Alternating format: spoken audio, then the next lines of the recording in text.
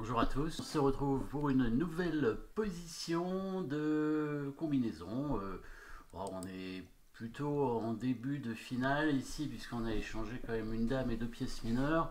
Mais il y a encore beaucoup de pièces en direction du roi noir, hein, et toujours le cavalier sur la sixième rangée et la tour sur la septième rangée.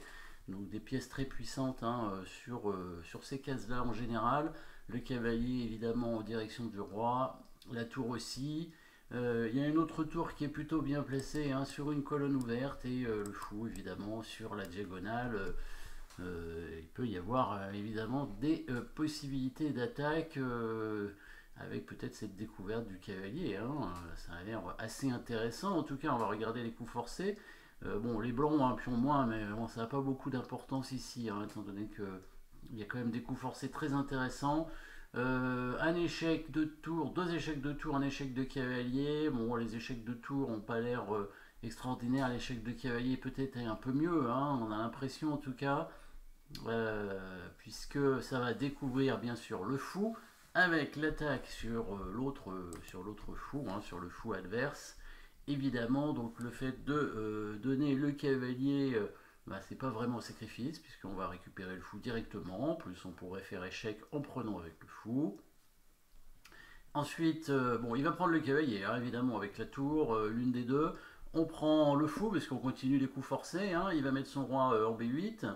Et là, qu'est-ce qu'on va faire? Voilà, ça c'est le problème maintenant. Si on fait échec avec la tour en A8, il va prendre le fou. Et là, on n'aura plus trop d'échecs. Il va attaquer la tour avec sa tour, hein, parce que, bon, a priori, il a pris le cavalier avec la tour E6, plutôt, hein, pour conserver la tour en 8, pour protéger la 8ème rangée si jamais la tour blanche fait échec en A8.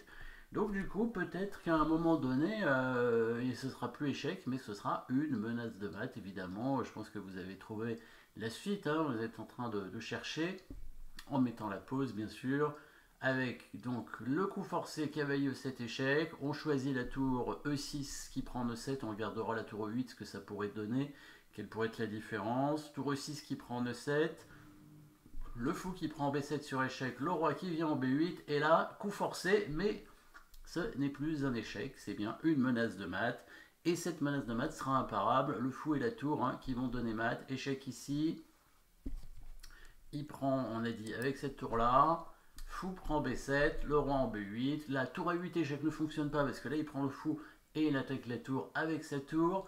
Par contre, on va simplement bouger le fou, voilà, en C6 et la menace de mat maintenant.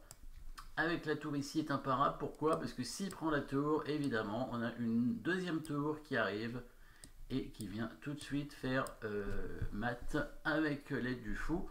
Il n'y a aucune possibilité. Alors s'il veut aussi les gourmands, il peut aller prendre la tour avec une fourchette ici, voilà. Et du coup, on le mate, hein, comme ça, quand même, dans tous les cas. Donc là, il ne peut pas l'éviter. Alors, quelle pourrait être la différence s'il prenait avec l'autre tour?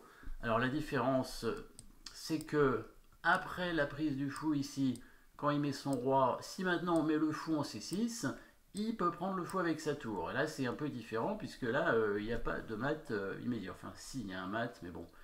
Ouais, on peut mettre le fou là quand même, finalement, même si ça ralentit d'un coup, mais c'est jouable. Voilà, le plus simple ici maintenant, c'est vraiment de continuer sur les coups forcés et de menacer mat à l'après. Ce sera un mat imparable avec les deux tours. Mettez la pause si vous n'avez pas trouvé, mais ici, c'est pas très compliqué. Échec avec la tour en A8 cette fois. Le roi prend le fou obligatoirement, et la différence maintenant que la tour n'est plus en 8, hein, voilà, la tour en A8 n'est plus attaquée par la tour 8. Du coup, maintenant, on a la possibilité d'amener la deuxième tour de ce côté et de menacer mat imparable, hein, avec la tour en A7. Un échec de consolation, le roi bouge, et puis voilà, prochain coup c'est mat, hein. Il prend un pion, allez encore, et mat ici avec la tour. Évidemment, s'il avait avancé ce pion, ça n'aurait pas libéré de case, hein, puisque la tour faisait quand même mat, hein. La case en C7 est protégée par la tour, il n'y avait donc rien à faire. C'est donc un mat forcé avec l'échec ici, hein. Si le cavalier n'est pas pris, c'est mat aussi rapidement, hein. S'il met son roi en B8, on prend le fou, et évidemment on va le mettre avec la tour. Donc dans tous les cas, il se fait mater. Petit mat forcé ici, dans cette petite combinaison, avec une attaque à la découverte du cavalier, et puis par la suite... ben, un blocage avec le mat fou et tour. Je pense qu'il a un nom ce mat, mais je me souviens plus duquel. Voilà, merci d'avoir suivi cette position et à très bientôt.